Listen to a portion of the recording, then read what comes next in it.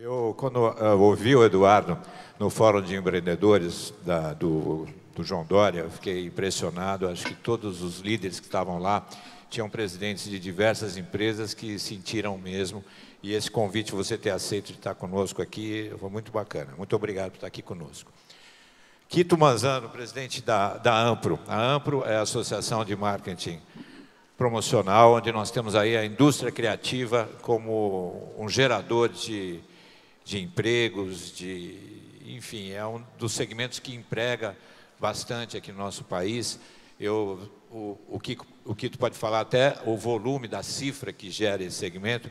Eu queria que você fizesse uma pergunta para o Eduardo. O que ele comentou, o que ele falou aqui para a gente, pode ser útil para o setor onde você atua, Quito?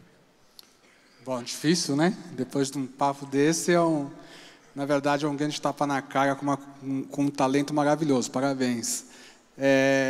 A AMPRO é uma associação de marketing promocional. Hoje ela lidera aí,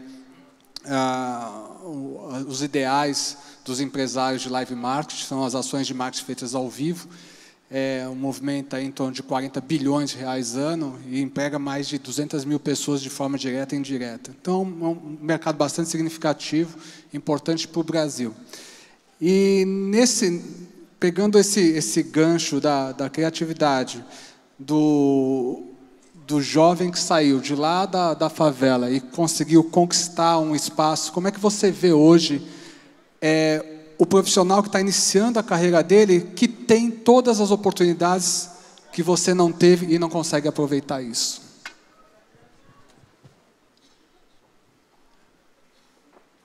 Bom, pergunta boa. É muito doloroso ver uns conseguirem, outros não conseguirem, outros que não têm nenhuma oportunidade conseguem, né? Outros que têm todas as oportunidades, desperdiçam.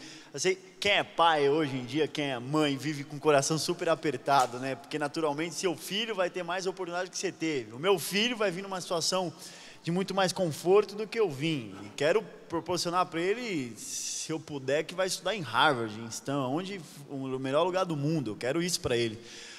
Eu acho que isso tá ligado muito ao propósito também de cada um, sabe? Tem gente que você vai fazer todo o esforço do mundo e essa pessoa não quer, né? Ela não vai querer.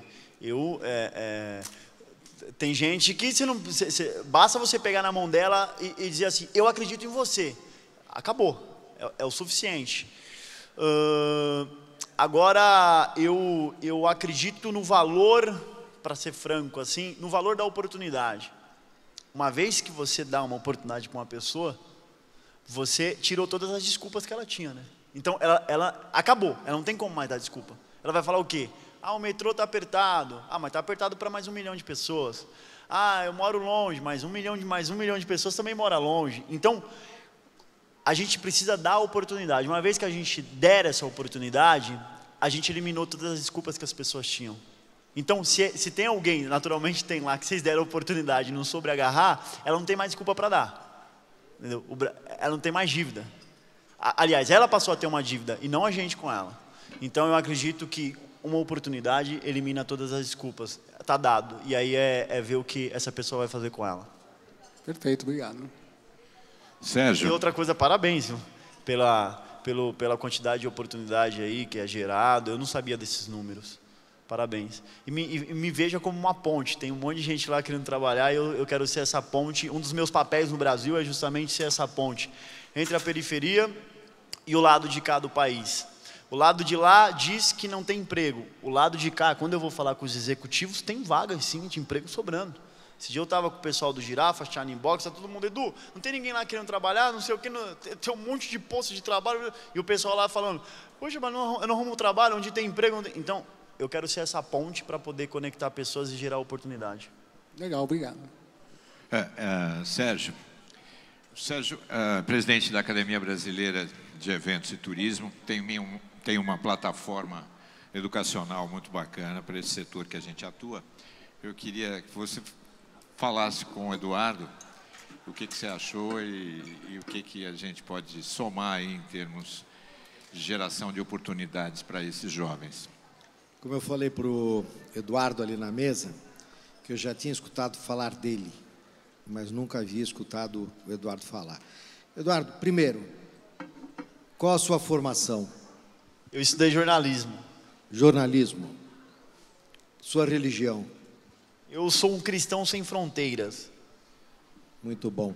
A razão é simples da pergunta, porque esse cara aqui tem estado de espírito. O estado de espírito não tem formação e não tem religião. Esse cara aqui é uma pessoa que se virou. E se virou para o lado do bem. Se virou para o lado do bem e descobriu uma centelha maravilhosa, que é poder forçar. Porque o que ele faz não é compartilhar, não. Ele força as pessoas a pensarem positivo. Ele força com que as pessoas vejam que tem alternativa. Ele força com que, de uma maneira que cada um de nós não se sinta o pior. E na hora que ele se venceu, para ele é muito fácil dizer como vencer. Eduardo, o que você está falando, eu fiz questão de te perguntar duas coisas. Sua formação e sua religião. Jamais me permitiria a perguntar qual o seu partido político. Porque o que ele falou aqui independe da má vontade de alguns. Depende única e exclusivamente da vontade individual. Vejo isso como o alicerce. E o alicerce, por sua vez, é 1 a 1. Você é uma das colunas. Você é uma das colunas. E esteja certo do seguinte, quando você fala, estamos juntos, tudo é nosso, é uma força de expressão tremendamente clara, simples, de se ver a realidade. A realidade, ela não é dura, ela é realidade. Portanto, ela tem que ser encarada de uma maneira simples. O que nós precisamos, quando muitas vezes você falou Brasil, a gente, metas, isso, aquilo, nada mais é do que acreditar. E o acreditar não é no que os outros falam. O acreditar é naquilo que a gente pensa, na nossa crença. Então, isto é que cada um de nós, que hoje de manhã nós escutamos um mestre de 84 anos, que estava sentado aqui nesta cadeira, que ele queria saber o que cada um de nós ia fazer na hora que levantasse da cadeira daqui. E não ficar nesse marasmo que os anarquistas poderiam dizer, vamos à desobediência civil. Eu prego exatamente o contrário. Vamos à obediência civil de quem é desobediente. Isto cada um de nós tem que cobrar daqueles que são desobedientes. É isso que eu tinha. Obrigado, Sérgio. O Tony, Eduardo, ele preside... Prazer, Tony. O São Paulo Convention and Visitors Bureau, que é uma entidade não governamental que capta e trabalha o destino de São Paulo. Você sabe que São Paulo tem uma vocação muito grande para eventos, para feiras. A gente realiza mais de 240 feiras por ano. Toda semana nós temos duas, três feiras, convenções, congressos. E o Convention and Visitors Bureau faz um trabalho fantástico sobre a liderança do Tony Sando. Tony, eu queria que você fizesse uma pergunta para o Eduardo, o que você achou da apresentação dele e o que você vê que a cidade de São Paulo, junto à sua liderança, à sua equipe, vocês podem fazer em comum com o projeto Gerando Falcões. Bem, eu diria o seguinte, diria para a Beth, para a Denise, para a Sara, para a Keila, para a Flávia, para a Anne, para a Luane, para a Amanda, para o Carlos, para o Juan, para o Orlando, para o Cacá que está aí, se eu não esqueci ninguém, desculpa, mas que estamos juntos. Essa é a nossa equipe que trabalha em prol do desenvolvimento do turismo e da nossa cidade. A minha dúvida é com relação àquela bota, se é que você ainda tem, que eu estava precisando usar ela em algum momento. E eu uso o número 40. Se você puder me emprestar, eu conseguiria resolver o problema de muitos cachorro-quente que eu deixei de comer na vida. A gente trabalha muito com a molecada, com a juventude, com o que o pessoal chama de geração Y, e que muita gente não gosta. Eu, particularmente, gosto e muito. Porque é a mudança, é a oxigenação, é a encrenca, é o problema, e todo problema gera nova solução. E você que convive com toda essa garotada, incentiva, identifica quem são, e você vê, e é claro que você vê, né, como esperança e um lado positivo. Mas para que a maioria que está aqui é um trade que tem meia idade, né, tem muita gente aqui já da idade da Vila Sésamo, o que você considera para a gente, incluindo eu, como lidar com essa juventude que elas não têm parada? Na verdade, elas não têm fixação por nada. Elas estão sempre sob projeto e sempre ansiosas por mudar o tempo todo. E nós que somos mais tradicionais, a gente acaba imaginando que o trabalho é horário, é fixação, é tempo, e que tem que ter muita lenha, tem que ter muita pista para poder decolar. E essa juventude que você convive, e eu tenho 4 filhos, eu sei bem o que é isso, eles não estão parados no tempo e nem sempre eles querem pista, eles querem viver como helicóptero, eles querem subir para cima e não pegar pista para decolar. Como é que você enxerga isso enquanto o lado positivo do mundo empresarial, aproveitando essa garotada para inserir no nosso mercado, inclusive para ser nossos sucessores, né, para que possam dar continuidade do mundo, mas um mundo que não é mais nosso, que um mundo que não nos pertence mais, mas que pertence a uma nova geração que chegou. Muito boa. A bota já era. Vamos dar um jeito de arrumar uma outra aí. Bom, obrigado aí pelo feedback, pelas palavras. Boa pergunta. Esse dia eu estava lendo um livro do Fernando Henrique Cardoso, ele disse uma coisa que eu achei bacana. Ele falou que nessa era da tecnologia, o jovem sabe tanto quanto o adulto, porque é muita informação na rede e talvez ele saiba até mais. A diferença é a experiência. Que vocês, naturalmente, têm muito mais... Acho que daqui para lá, né? Que me parecem muito jovens também.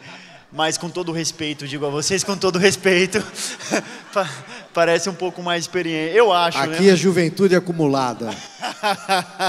É experiência pura. Experiência pura.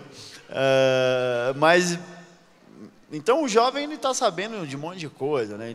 Agora, o que eu acho, de verdade, é o seguinte. A vida de todo mundo, de um líder, é muito corrida. Colocar o tanto de demanda que um líder tem, né? E às vezes a gente, como líder, e eu tenho feito muito essa reflexão, eu que lidero jovens, né, que faço essa coisa com jovens, é para eu não cair, e é até por isso que eu decidi, eu moro em Poá, uma cidade periférica, né? Eu moro lá, eu vivo o problema, é até muito arriscado, inclusive, estar lá, né? Ainda mais com tanta exposição na mídia, Globo, ontem no Jornal da Noite, todo quanto a revista saiu, nos últimos 5 meses foi uma explosão de tanta coisa boa. Mas para eu não me desconectar, e eu não perder o cheiro do que é a periferia, né? O sabor de estar lá, o risco, o que é a vida lá. Então eu estou lá por isso, então até isso me dá mais poder para falar, né? Eu tenho autoridade social para dizer, para conversar sobre o tema aqui, naturalmente vocês vão me ouvir, porque por conta de toda essa história. Então, o que eu quero dizer é que, às vezes, pela vida está tão corrida, a gente se esquece do lado humano da coisa. A gente corre o risco de só mandar e-mail e dizer faz, dizer vai. E aí, às vezes, a gente pode perder a mão do que é a sensibilidade humana, do que é o tato, do que é o cheiro, do que é...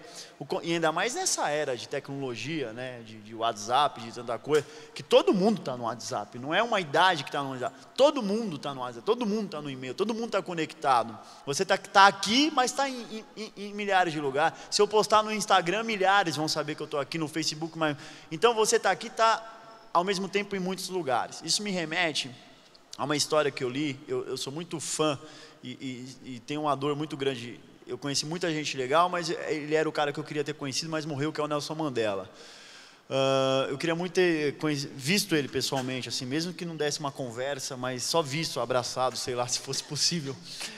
Mas tem uma história que conta de que depois de toda aquela história dele 27 anos preso, depois se tornar presidente, e aí ele queria fazer o governo colorido, né, brancos e negros juntos, e aí muitos brancos foram embora, e ele trabalhando a consciência, aquela coisa toda que leva tempo, e aí montou o esquadrão lá dos seguranças dele, e um branco, alguns outros ficaram, mas um branco fez questão de ficar e trabalhar. Depois de 4 anos foram entrevistar esse segurança branco. Falou, cara, você ficou todo esse tempo, o que você tem para dizer? Aí ele falou, cara, eu já fui presidente, eu já fui guarda-costas, segurança de outros presidentes, de grandes CEOs, mas nenhum dele era como Mandela. O jornalista perguntou, mas por quê? Ele disse, porque com os outros eu era invisível, eles não sabiam o meu nome. O Mandela sabe o meu nome, o Mandela sabe o meu sobrenome, o Mandela sabe o nome da minha esposa, e o Mandela sabe o nome das minhas filhas. E quando está no cair da tarde, o Mandela faz chá do sabor que eu gosto de tomar e coloca na xícara para eu beber. Eu era invisível antes desse cara, mas esse presidente me fez ser visto, me fez ter um nome. E aí eu acho que aí está o ingrediente da liderança. Cada geração tem a sua peculiaridade, né? Essa é mais conectada, quer mudar a vida, mas quer amanhã. A anterior sabia que tem um caminho para percorrer, o A, mas o B, o C e o D. Mas no fundo são todas elas pessoas que querem trilhar um caminho, que têm sonhos e querem fazer coisas legais. E que no fundo elas precisam de líderes que dediquem tempo a elas e que estejam dispostos a mentorear, a abraçar, a ouvir e dizer para elas que elas são importantes. E nem sempre se diz você é importante através das palavras, geralmente são com gestos. E todas as gerações precisam de gestos poderosos.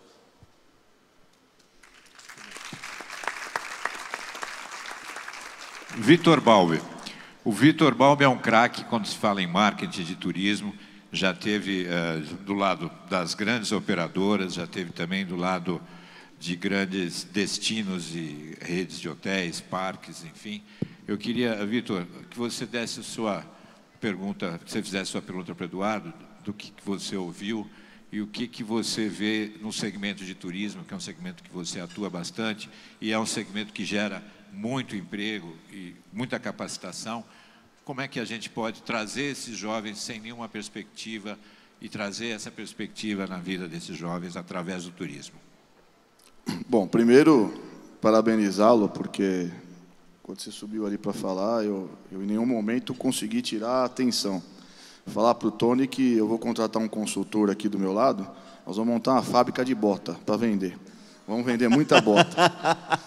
E dizer o seguinte... Alguém quer comprar essa bota aí? Já tem vamos ganhar um dinheiro... Aí. Eu gosto de vender, hein? Olha que eu vou levar a sério isso. Vamos ganhar um dinheiro vendendo bota.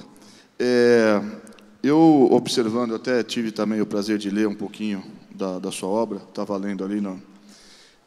Você falou muito da oportunidade, né? Você teve uma experiência, né, de vida que te levou a criar uma situação e a oferecer uma experiência, né, e até um exemplo. Quando você fala que você precisa estar dentro da favela, vivenciar, porque você precisa ter essa experiência sempre. Você não pode estar desantenado em momento nenhum.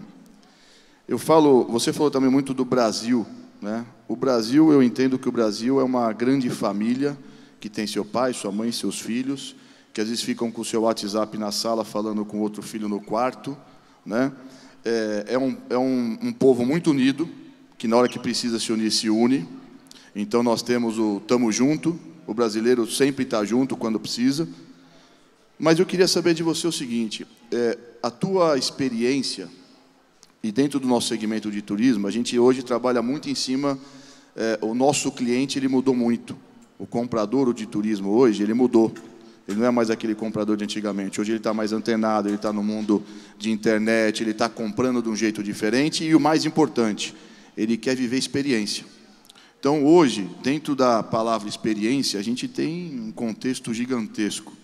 E dentro do teu mundo, pelo que você explicou ali agora há pouco, até queria te fazer uma pergunta que no começo você falou que ia falar 3 palavras que te trouxe essa experiência? Você falou de duas, que estamos juntos e tudo é nosso. Tem uma terceira ou eu tenho uma terceira? Então tá certo.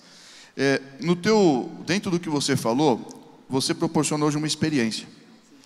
O turismo ele está trabalhando muito para proporcionar sempre essas experiências, porque a experiência é uma coisa bacana. Qual a experiência que você tem, que é uma curiosidade que eu tenho, em troca? Porque você dá a experiência, você dá o exemplo, né? E qual experiência você poderia falar para nós que você teve dessa experiência que você deu e desse exemplo que você dá? Porque realmente eu vou te falar, quando eu li sua obra, eu vi que as pessoas têm você como um exemplo. Eles falam, eu quero ser igual a ele, né? Todos falam isso. Eu vou te falar, eu gostaria de ser igual a você. Bacana, eu acho que o que você fez aqui é uma coisa que milhares de pessoas gostariam de fazer e às vezes ou porque não querem, ou porque não tem tempo, mas por algum motivo não fazem. Então, eu gostaria de ser que nem você.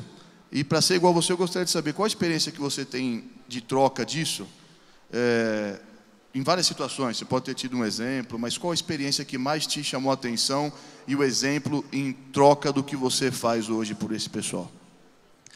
Bom, obrigado aí pelas palavras. Eu estou sendo mimado aqui, viu? Mas você merece, né? Eu acho que o que você está fazendo é muito interessante, é muito bacana. Quem tiver oportunidade, inclusive, depois eu sugiro que leia, acompanhe, porque realmente é uma história bacana. O Eduardo, inclusive, ia trazer os livros para autografar, mas a gente vai dar o endereço da internet, do site, tudo direitinho. É o seguinte, eu já dei 3 palestras, eu acabei de vir da P&G e estou desde das 5h30 rodando. Aí os livros acabam, a turma toda quer comprar e por aí vai. Bom, olha, eu vou te falar uma coisa. Meus dias nunca são iguais, às vezes eu dou risada, né? Que nem hoje foi o dia de ganhar dinheiro. Hoje eu dei palestra, P&G, não sei o quê, aqui ganhei dinheiro. Ontem foi o dia só de entrega. Então eu vou dar um exemplo. Ontem eu comecei o dia numa Fundação Casa. 30... E aí é de acabar com o coração de cada um. Eu tenho que eu acabo me emocionando, às vezes, de tanta coisa que eu vejo. Eu vou ficar feio no vídeo ali, senão não bota. Mas assim, eu vejo muita dor, eu vejo coisas que não seriam legais ver. Mas enfim, eu vou contar algumas coisas aqui. Vou dar um exemplo de uma vez que eu fui numa Fundação Casa e eu estava tentando despertar os jovens para o sonho, no final convencê-los de que o crime não compensa e tentar fazer alguns resgates, né? Eu tento fazer muito isso. E eu tinha uma menina lá no canto que estava muito emburrada, fechada, tal. E eu tinha como desafio convencê-la, trazer ela para perto de mim, no mínimo, né? Dialogar com ela. E fui tentando, né? Fazendo aquele processo. E aí, qual é? Troca ideia comigo, pá. Na linguajar deles, né? Ela, não, eu quero ideia, não. Então, não. Até que ela decidiu falar. Eu falei, conta aí, por que você está aqui? Me conta. Ela falou, Edu, é o seguinte... Meu pai e minha mãe casados, eu 3 irmãos. De repente, quando eu tinha 8 anos de idade, minha mãe se viciou no crack. E sumiu. De repente ela sumiu. Meu pai assumiu a casa. Quando eu tinha 13 anos de idade, meu pai foi assassinado a tiros na minha frente. Eu vi meu pai morrer na minha frente. Eu não tinha o que fazer, eu tive que cuidar dos meus irmãos. Eu tive que assumir a minha casa com 13 anos e criá-los. E a chance que eu tinha foi vender droga para o traficante. E por isso que eu estou aqui hoje. Aí você segura, né? E fala, pô. De repente você pode imaginar um outro futuro. Ia trabalhar então no mercadinho, não sei o quê, não sei o quê. Mas o que a gente pode exigir dessa menina, né? Que nasceu na pobreza extrema, que viveu tudo isso. O que exigir? O que falar? Não tem. Então, assim, uma experiência que eu vivi agora de ir na favela do Moinho, que é aqui perto da gente, ali em cima do viaduto com quem vai para Barra Funda, que a gente passa lá. E ali de baixo, centenas e centenas de casas, de barracos, que, infelizmente, não se tem banheiro. E as pessoas defecam e jogam no rio. em favelas que o pai é o traficante, vai para a cadeia, a mãe tem que assumir a casa, e às vezes assume, tendo que vender o corpo, e a menina de 11 anos tem a mãe como referência, e você pergunta, qual é o seu sonho? Ela fala, eu quero ser igual a minha mãe. Eu não estou desclassificando quem trabalha vendendo o corpo, mas eu acho que tem mais opções do que isso, que dá para ser, o leque é maior. Só que, por outro lado, quando eu consigo resgatar alguém do crime, colocar essa pessoa no mercado de trabalho, ou convencer um jovem de que o crime não compensa, ou modificar uma história, a satisfação é extraordinária. Como um dia que eu estava na própria cidade de Tiradentes, fazendo um show, a gente faz muito show de inspiração. Eu criei uma tecnologia que eu utilizo o hip hop e o funk com letras inteligentes para convidar o jovem para ostentar educação, a melhor nota e o melhor comportamento. E um show de 1h30, e eu falando, no final eu falo, e de repente um cara lá embaixo saca uma arma, vem com a arma assim, eu falei, putz, vamos morrer, cara. E aí eu fiquei parado, né, falei, vamos ver qual é que é, se eu morrer aqui, eu morrer de um jeito digno, né, vai ser bacana pro país. E ele foi, colocou a arma no palco, falei, falou, larguei, parei, você mudou minha cabeça, tô fora, quero uma outra vida para mim. E muitos outros exemplos, né, de gente que foi resgatado, que saiu, ou até mesmo coisas que para mim é mais satisfatório ainda, de que é um aluno que era nota 4 e depois que passou a participar dos programas sociais, virou nota 6, depois vira 7, depois virou 8, depois virou 9 e virou 10. Que melhor é entrar na vida desse jovem antes que ele vire criminoso. É mais fácil e ainda tem muito mais valor. Esse seria o papel do país. Se você parar para pensar comigo, o Marcola, que é um gênio, naturalmente, se o PCC fosse um CNPJ, ele seria um dos maiores CEOs da América Latina. É um gênio, é um craque, isso é natural. Para formar o que ele formou, a guerrilha, com mais de 7 mil homens, esse cara passou pela escola. Todos concordam? Ele não é analfabeto, ele já leu milhares de livros na prisão, inclusive. Ele passou pela escola. A escola não conseguiu capturar esse cara e dar um encaminhamento para ele. Ele podia ser você, podia ser você, podia ser eu, podia ser você. O Marcola podia ser o Jorge Paulo Lemann. Mas a escola não soube capturar. Então é um problema lá da base, que a gente está perdendo gênios, a gente está perdendo grandes empreendedores, a gente está perdendo artistas, nós estamos perdendo pessoas capazes de fazer uma inversão social no Brasil enorme, por conta da educação. E aí, o que eu sinto é quando eu vou dormir, eu durmo em paz.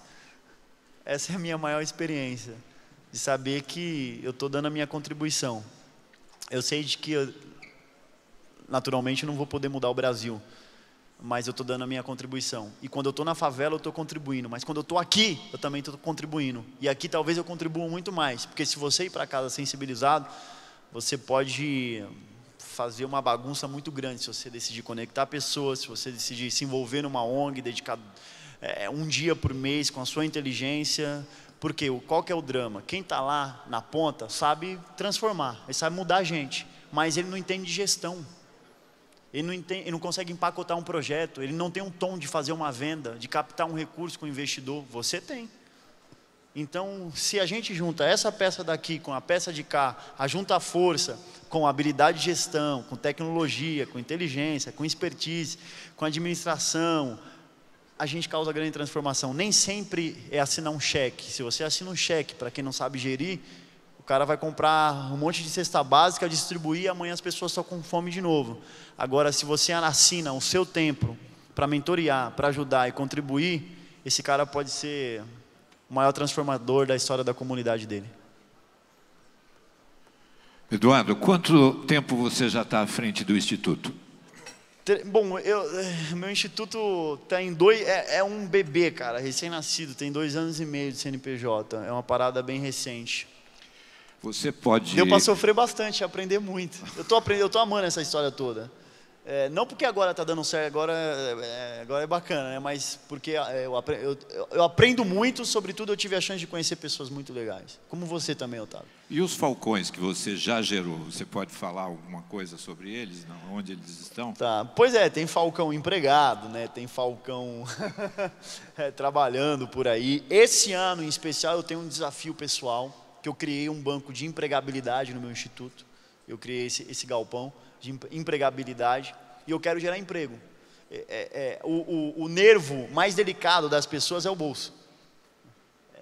Se você mexe lá, é um problema, vira uma explosão. O Delfim Neto já falou isso. Falou, né? Isso, Pois é. Então eu estou certo no que eu estou falando, né? Pois é. E o Delfim é genial, hein? Fiquei feliz agora. Eu leio esses caras aí. E aí, tem que ler, né? Ficar vendido na história. E aí, eu quero poder colocar essas pessoas para trabalhar. Né? Para trabalhar e sonhar mais do que ir atrás do Bolsa Família. A gente não pode aceitar que o sonho de uma porcentagem extremada do país seja o registro no Bolsa Família. Eu não estou criticando o programa, não estou. Eu sei o que é não ter comida na mesa. Só que eu fui atrás do meu protagonismo e hoje eu compro a comida e boto na mesa. E ajudo mais uma porrada de gente a comprar. O que eu estou dizendo é que a gente tem que dar protagonismo e dar oportunidade, dar emprego. Então eu quero ser essa ponte. Lá, aqui, lá. Entenderam aí? Aqui, lá, aqui, lá, aqui. Unir. E aí a gente inverte o Brasil. E nesse galpão, como é que funciona esse mecanismo da empregabilidade com o mercado empregador? Não tem muito segredo. No final, quem quiser trocar cartão comigo, pode trocar. E depois procurar, você de repente falar a sua demanda. E não... Às vezes a gente acha que é muita coisa que muda. É uma pessoa, é duas, é três. Mas essa pessoa que vai trabalhar lá, ela vai ter um salário, ela vai voltar para casa. Ela vai pintar a casa dela. Ela vai melhorar a casa dela. O filho dela vai se empoderar. O vizinho vai olhar e vai falar, melhorou, hein? É melhor eu procurar um emprego e trabalhar para me melhorar. E vai mexendo com a autoestima. Então, tem uma parada que a Marina falava que eu achava legal. É muitos fazendo pouco, já era. Porque aí não fica pesado para ninguém. Agora, se pouca gente faz, aí a cruz fica só nas costas de um e o cara se arrebenta todo. Entende? Então, todo mundo fazendo um pouquinho, já era. Vai sobrar até pouco para a Dilma fazer. É interessante. O Otávio apresentou Eduardo Lira, eu chamei de Eduardo e agora me sinto tranquilamente falar Edu, né? Você tem essa capacidade. Edu, conta para nós, como você ganha a vida dentro desse universo todo? Bom, que time você torce? Glorioso Palmeiras. Bom, vamos continuar a conversa, não tem problema não. Tudo eu não perguntei para que partido você era, você perguntou para mim qual é o meu time, né? São duas coisas que não se misturam. Não, partido eu não vou perguntar não, sem problema. É que time, eu gosto pra caramba de futebol, e eu gosto muito dos palmeirenses também, não tem problema nenhum. Na fase que o Palmeiras está, eu gosto mais ainda. Brincadeira, tudo bem, vamos continuar. A gente precisa. Não, mas agora respondendo a sua pergunta, que é uma pergunta boa. Eu ganho a vida hoje... eu tenho um CNPJ que é só de palestra. Ano passado eu dei muita palestra, desde bancos, a tudo que você imaginar eu fui. Isso me tem dado muitas oportunidades de conhecer pessoas e de contribuir com essa visão dentro de empresas, né? Então eu acabei de vir, inclusive, da P&G para falar com eles sobre tentar inspirar a turma. Então assim, algumas consultorias também, como dialogar melhor, de uma forma propositiva com a classe C do país, né? Eu acabo dominando bastante esse assunto, mas da palestra acabou se tornando uma grande paixão para mim. E aí, uma coisa leva a outra, né? É aquela coisa, você fazer o bem volta para você. Essa coisa de eu falar tanto em presídio, de eu falar tanto em Fundação Casa, de eu falar tanto em favela, eventualmente me ajudou para falar aqui com executivos, né, com tanta gente bacana, e a coisa flui com facilidade e acaba tornando uma chance de eu ganhar dinheiro, de eu cuidar da minha família e de eu ter um retorno para mim. O ano de 2014 foi bom, em 2015 eu tenho fé que vai ser melhor ainda.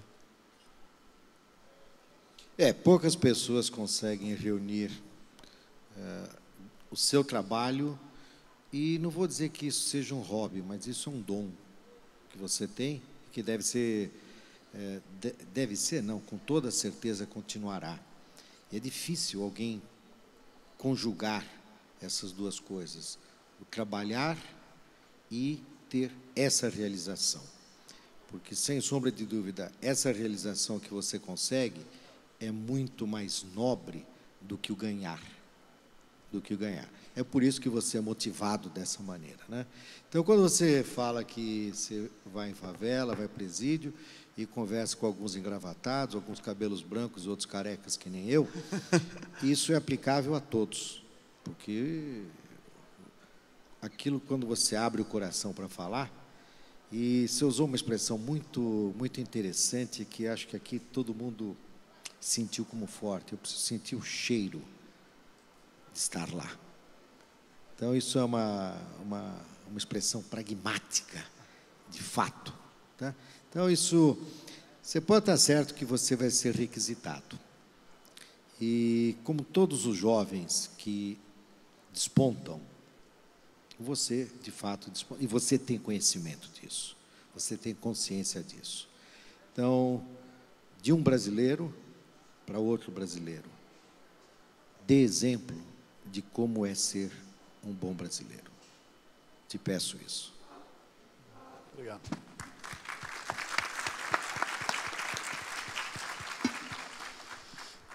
Quito, você quer? Que tarde legal, viu? Estou muito feliz de estar aqui. Que bom. Está sendo um grande aprendizado para mim. Legal. Primeiro, eu quero te agradecer pelo jovem. Estou muito mais perto dos 60 do que dos 40, mas não parece, mas estou... Ah, não tá. Vamos trocar de lugar bem, aqui, bem então, pertinho. Mas vamos lá. Eu queria te fazer uma pergunta, na verdade, quase uma provocação. Queria entender um pouquinho do que você pensa para os seus próximos anos. A gente sabe que a questão da palestra é uma coisa que vai te ajudar bastante a você formar até um patrimônio, até você conseguir sustentar economicamente a tua estrutura, a tua família, esse tipo de coisa. Mas a gente sabe também que esse mercado é um mercado que às vezes é um pouco ingrato, que de repente surge uma outra coisa, uma novidade, te deixa um pouco de lado e você tem que retomar, de que como você está pensando no teu futuro aí nos próximos anos, não só você como profissional, mas também como a sua instituição, como você imagina fazer com que ela tenha perenidade? Muito bom. Essa pergunta é boa. Naturalmente é difícil de responder, né? Você nunca sabe direito onde você vai estar daqui 10 anos. É complexo, né? De repente perguntasse para você 10 anos atrás, onde você vai estar? Você não saberia se estaria sentado aí, ou presidente. É meio complexo. Eu tenho um universo, né? Eu quero estar utilizando da melhor forma as habilidades que eu tenho. No geral, quais são as habilidades que eu tenho? Eu tenho a habilidade de falar, eu tenho a habilidade de escrever e tenho a habilidade de liderar. Foi o que eu consegui aprender nesse universo que eu vivi. Então, eu acho que essas 3 frentes são as frentes que eu tenho que atacar. Hoje, a que eu ataco para ganhar dinheiro, naturalmente, são as minhas palestras, né? E livros. Eu pretendo continuar escrevendo. Aí hoje, por conta da exposição, veio lá uma porrada já de convite, desde de programas, de fazer coisa para TV, não sei o quê. Só que eu tenho muito cuidado em qual vai ser o próximo passo que eu vou dar. Se esse próximo passo está conectado com a minha essência, com o que eu faço, está conectado com a comunidade, com a periferia, se é uma coisa só para ganhar dinheiro, é uma coisa que vai deixar um legado. Então, sinceramente, eu não tenho essa resposta muito clara, mas eu te garanto que eu estou refletindo muito sobre isso e eu estou pensando qual é a melhor forma de eu, naturalmente, ganhar dinheiro, não é? Todo mundo precisa, aqui todo mundo ganha. Tem que pensar nisso. Tem que pensar nisso, mas em tudo que eu for fazer, contribuir, inspirar. Que nem aqui, tomara que todos vocês estejam sendo inspirados. Então eu estou conseguindo cumprir o meu propósito. Se eu faço uma parada que eu não consigo cumprir o meu propósito, eu não vou dormir bem. Mesmo que seja para ganhar dinheiro, eu não consigo, não está conectado comigo. Então se eu conseguir fazer coisas assim, aí eu vou dormir bem, aí eu estou legal, eu estou feliz. E minha meta principal é ser feliz. Tanto que eu casei, né? Aí falaram, Edu, você quer ser feliz, dá razão para tua mulher. Eu tô conseguindo. O dia que eu não dou razão para ela, aí eu vou dormir puto, porque mulher, quando ser contrariada, é um drama. Eu sou recém-casado, eu casei em dezembro, acho 5 dias antes do Natal. Estou muito feliz, é uma mulher maravilhosa, espero daqui 30 anos estar dizendo a mesma coisa. Você lembra eu fazendo depoimento para ela lá, né? No fórum do João lá? E eu não tinha casado ainda não lá. Não, eu não sabia que era sua noiva. Era minha noiva na época, era minha noiva e casei com ela. Pois é. Então eu quero estar fazendo coisas que me deixem feliz e que inspirem as outras pessoas. Em qual ramo certinho, eu não sei. Agora sim, no que eu faço, eu estou elaborando outros produtos, treinamento para empresas. Eu encontrei é que eu não vou contar ainda, mas eu encontrei uma coisa que é sensacional. Mas depois eu conto, não vou contar ainda. Não, é extraordinário. Para treinar pessoas, para deixarem elas mais motivadas com as histórias que tem na periferia. É uma espécie de um tour. Não vou contar não, depois eu conto. Segura. Obrigado, valeu. Tony. Acho que eu respondi mais ou menos, Bacana, ficou meio bacana, vago. De repente a gente faça alguma coisa junto no futuro. Quem sabe? Eu vou aprender muito mais, pode ter certeza. Obrigado, obrigado. Se quiser ser sócio aí, a gente divide. Aí, ó. Se falou, tamo junto. As botas, né, a gente? Começa Já a tem ter A bota sou eu que vou abrir, hein? Vamos sair daqui e já... Começa no tem ramo outro. de calçados. Já tô com 2 sócios. Você falou tamo junto, falou que é tudo nosso, e aí qual que era a terceira que você disfarçou e não respondeu para ele? A terceira é uma palavrinha chamada é nós. Eu vou explicar por quê. É nós. É nóis. Eu vou dizer por que é nós. Bom, eu tenho uma história que eu conto para dizer, mas não vou contar a história para a discussão ficar mais gostosa, senão só eu contando histórias aqui e vocês não falando. É nós, é porque não vai chegar mais ninguém, então é nós.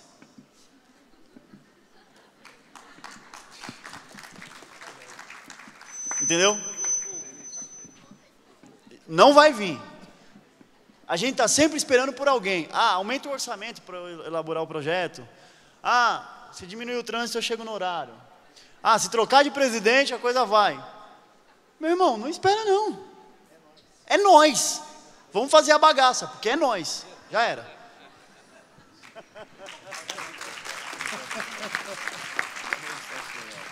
Eu acho que dá até para a gente passar o microfone para alguém aqui da plateia, se quiser fazer alguma pergunta para o Eduardo. O Juan, está o Orlando ali, o Orlando está pedindo o microfone.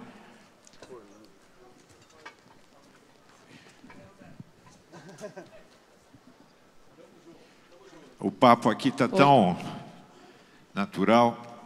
Tá gostoso, né?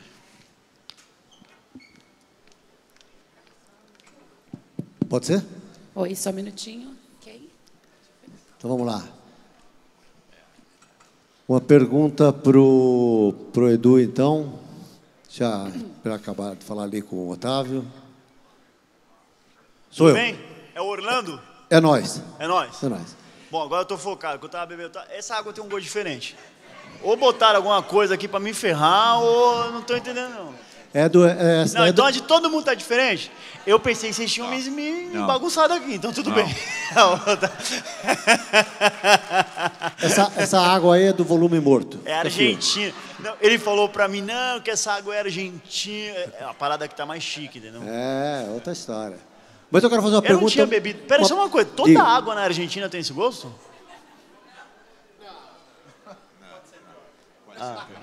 Não, porque é diferente mesmo. Eu só queria saber se era sempre, mas essa água é especial. Eu vou levar um pouco para minha esposa tomar. Vou falar, amor, água era da Argentina.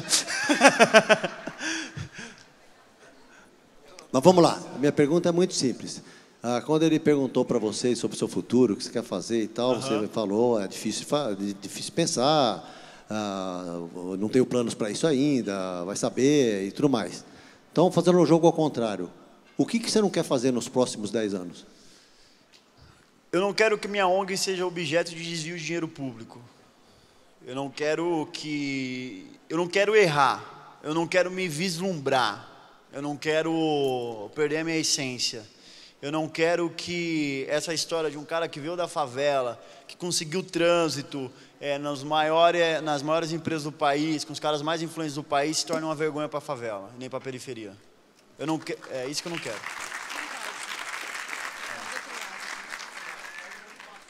É um grande passo, só que é um exercício diariamente de se renovar, é um exercício de humildade e um exercício de manter o foco. Eu acho que a briga é manter o foco. Quando a gente perde o foco, nós nos tornamos os nossos maiores inimigos, né? Eu não posso perder o foco. E, Eduardo, qual que é o perigo de se corromper no meio do caminho? Pô, é muito grande, né? Cara, esse é um tema muito complexo, né? Mas a gente está correndo risco o tempo todo. Se a gente desviar um pouco... repito, com todo respeito, mas vocês têm mais jornada do que eu. Vocês sabem do quanto isso é arriscado, de quantas propostas vocês já não tiveram, de quantas vezes vocês já não correram o risco que aqueles caras que queriam... a história é sempre assim. Vê a história de quem está no poder hoje. Eles eram os corretos, mas quando chegaram ao poder, eles se tornaram os corruptos.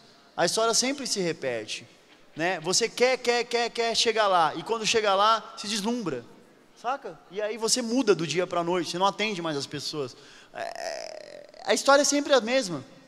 E a gente vê a história sendo sempre as mesmas, com que as pessoas caem, com que elas erram. E aí, e é uma coisa que só depende de mim. É o exercício de dizer não. A gente está sempre dizendo sim. E aí a gente tem que ter na vida um exercício também de dizer não. Muito bem. Juan Pablo, você quer fazer uma pergunta para o Eduardo?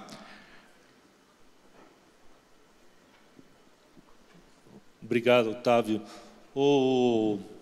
No Uruguai a água não é assim, cara. Não, mas realmente a água está com um gosto estranho. Vamos checar isso, porque não é o gosto normal da água. Não tô. De repente seja, não sei. Eu pensei que tinha vitamina, alguma coisa. Uruguai eu fui lá, é boa mesmo. Esse é uruguaio? É. Pô, muito bacana lá, viu, cara? Valeu, obrigado. Adorei mesmo. Fui lá com o negócio do lead lá, do João lá, foi muito legal. Ah, você esteve lá agora com... O conselho dele lá. Eduardo, uma pergunta, você tem filhos? Eu tenho uma enteada de 5 anos, legal. A Lara. É uma filha, né? E quando ela está recebendo toda essa mensagem que nós estamos recebendo no dia a dia, de exemplos errados, de exemplos de pessoas que às vezes te fazem ficar sem vontade, sem esperanças, enxergando que o futuro pode ser bem pior do que nós gostaríamos que fosse. Quando ela te pergunta de por que isso acontece, acho que ela é muito nova ainda para entender isso, mas quando as crianças te perguntam disso, o que você joga de motivação para eles acreditar de que dá para fazer diferente? Bom, a Lara é muito inteligente, né? E eu falo dela com muito respeito, porque o pai dela está vivo, ele é o pai, eu estou presente lá, né? Mas com muito respeito ao pai dela. Se um dia eu assistir uma fala minha, respeito muito, muito carinho e admiração por ele também. Mas acaba eu vivendo todos os problemas de uma criança e as alegrias, né? Tá nas minhas costas agora. Então, ela é uma criança muito inteligente. E eu lembro que a gente ia para o exterior, para a lua de mel. E ela falou: mamãe, mas você não vai pegar ebola? Aí eu falei: caramba, né? E aí, ela chegou em mim esses dias, ela falou: Edu, 5 anos, olha a capacidade. Edu, estou muito preocupada. Eu olhei assim. Por quê, Lara? Porque a água do planeta vai acabar. E como que a gente vai sobreviver sem a água do mundo? Você vê, né? E aí, para você explicar, e realmente, né, pelo menos o que estão dizendo é que pode acabar mesmo, pelo menos aqui em São Paulo, né? Então, bom, ela está lá, né? Ela vivencia, ela joga tênis com as crianças da favela, né? Ela até destoa que ela é tão branquinha, do olhinho verde e tá lá. E isso é bom para ela. Eu quero isso. Vai humanizar ela cada vez mais, vai deixar ela um ser humano muito, muito melhor. Mas é uma realidade. A guerra é uma... Por mais que a gente queira fechar um insufilme do carro, e aí eu digo isso para todos vocês, para os seus filhos não verem o que tem do outro lado, a guerra social é uma realidade. A falta d'água, pelo menos é o que a mídia fala, eu não fui lá na Cantareira ver, mas o que se diz é uma realidade. A droga é uma realidade. Deixa eu te dizer, a droga na classe superior da sociedade é uma realidade. De cada 10 traficantes, se eu não me engano, 4 deles nasceram ricos. E são filhos de ricos que decidiram fazer tráfico.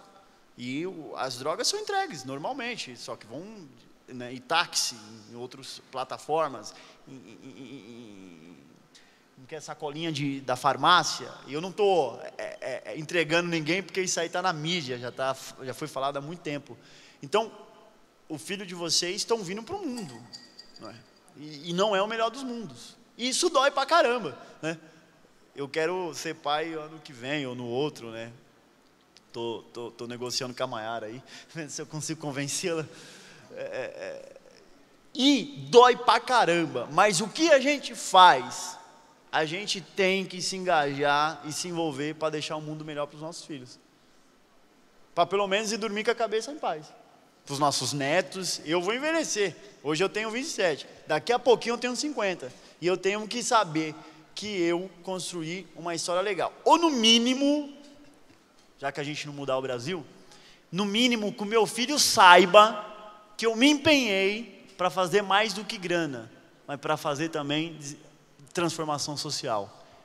Escute, o seu filho vai ter orgulho de você ter dado dignidade para ele, estrutura para ele, educação para ele, mas o seu filho vai ficar lotado de orgulho, lotado de paixão em saber que você ajudou a mudar o Brasil para melhor também pela área social. Seja gerando emprego para alguém, seja lá como, contribuindo de alguma forma, se envolvendo, indo na favela, indo na prisão, quem quiser eu levo vocês.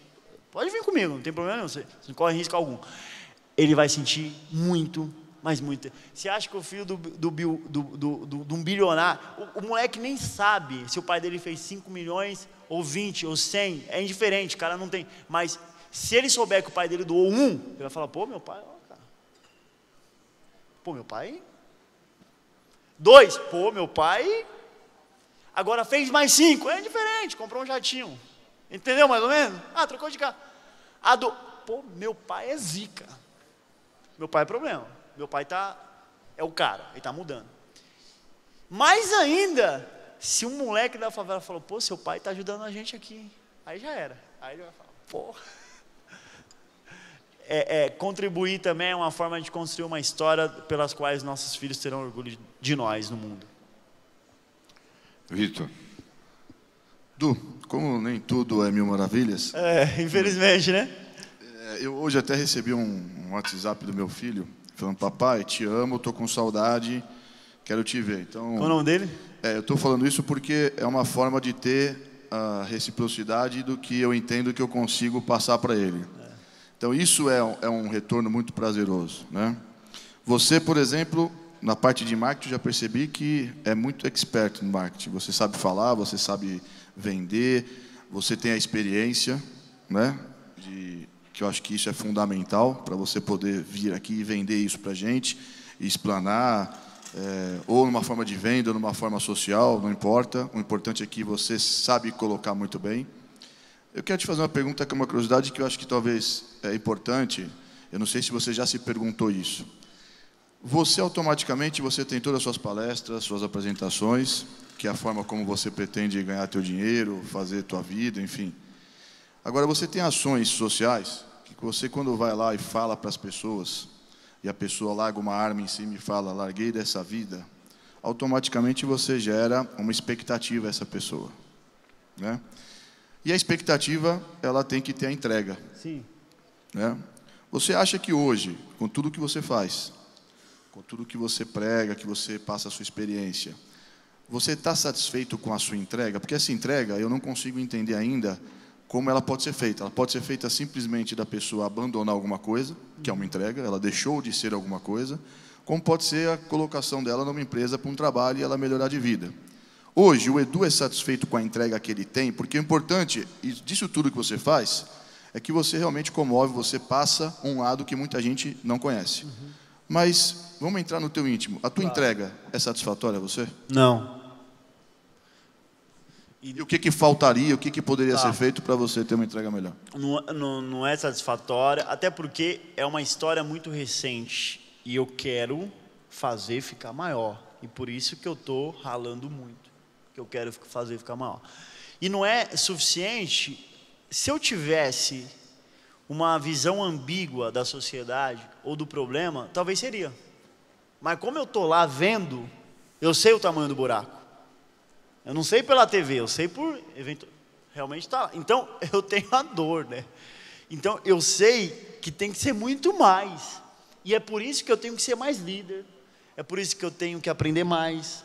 É por isso que eu tenho que me renovar. É por isso que eu tenho que trabalhar mais. É por isso que eu tenho que me conectar mais. é por isso que eu tenho que engajar mais gente, é por isso que eu tenho que aumentar a maré da transformação, é por isso. E tudo isso está sob a minha responsabilidade.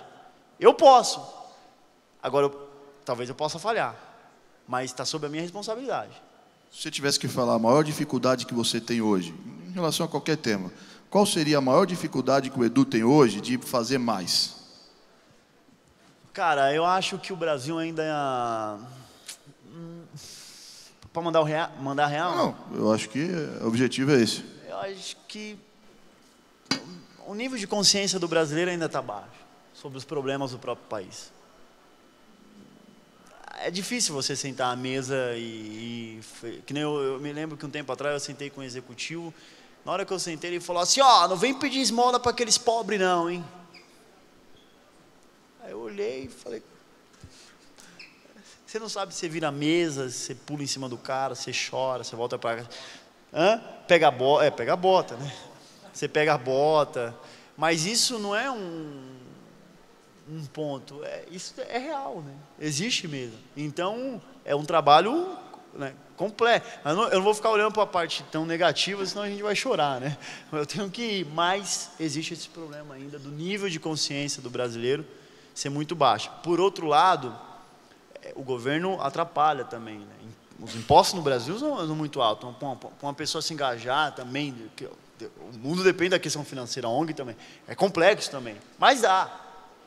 Mas dá. Então, eu acho assim, que a questão da consciência do brasileiro tem que ser melhorada, a gente tem que abrir a mente, a gente tem que ir lá. Por que a gente tem que ir lá? Porque a nossa cabeça pensa aonde os nossos pés estão. Se o nosso pé só é Faria Lima, só é Paulista, só é Jardim, a nossa cabeça só vai pensar Faria Lima e Jardins. Se o seu pé for Vidigal, for Morro do Alemão, for Zona Leste, for Itaquera, como tem um fotógrafo aqui lá de Itaquera, eu acho bacana, tá vendo? A geração de emprego, trazendo para cá. A sua cabeça passa a ser esses lugares, e aí você começa a entender mais do Brasil. Como quando minha cabeça só era Itaquera, só era Poá, só era Ferraz, eu não conseguia executar tanto. Quando a minha cabeça, meu pé passou a ser também Faria Lima, também Paulista, também um evento desse, eu me tornei... E espero que esteja me tornando um ser humano melhor e um líder melhor. E o que eu acredito que eu tenho que me aperfeiçoar e fazer mais é a geração de emprego e renda. Então nós estamos com um programa de geração de renda para mulheres dentro de comunidade, que vai atender muitas mulheres, gerar alguns milhares de reais, talvez com fé em Deus até 1 milhão, e programa de geração de emprego para impulsionar e fazer outra opção para as pessoas a não ser o crime nem o tráfico. Porque esse menino de 17 anos, ele está com o pé numa linha muito tênue. Ele está com o pé no mercado de trabalho e outro no tráfico. O problema é quem chega primeiro. Quem chegar primeiro leva. Então a briga, eu não compito com o tráfico. Pelo contrário, não compito com ninguém, longe de me competir com eles. Mas eu estou numa maratona para ver quem chega primeiro e conta uma história melhor para esse jovem. Se for o traficante contar o cordão de ouro, o carro do ano, vamos embora, ele vai. Se for o Edu e dizer, olha o Edu, olha a possibilidade, olha a virada, vamos trabalhar, ele vai. É quem chega primeiro. Muito bom, muito bom. O futuro é agora. O Eduardo Lira, obrigado, viu, Eduardo? Está aqui conosco, foi uma experiência bacana ter você aqui, trocar essas informações, todo o engajamento possível com o seu galpão. Você tem o teu endereço eletrônico, que é institutofalcões.org. institutogerandofalcões.org. E minha página no Facebook é Eduardo Lira, o Lira é com Y, tem a página do Gerando Falcões também. Otávio, obrigado pelo convite. Obrigado por você estar aqui conosco. E com certeza você, o Grupo Radar, a gente vai estar transformando aí também essa comunicação do seu trabalho para gerar mais conhecimento, para que você possa crescer cada vez mais. Muito obrigado por estar aqui conosco. E obrigado também aos amigos aqui, a galera que ouviu, foi um prazer grande, de verdade. Tamo junto. Obrigado ao Vitor Balbi, ao Quito Manzano, Tony Sando e Sérgio Pasqualini. Eu queria aproveitar e fazer a foto aqui desse nosso painel, para que a gente possa registrar esse momento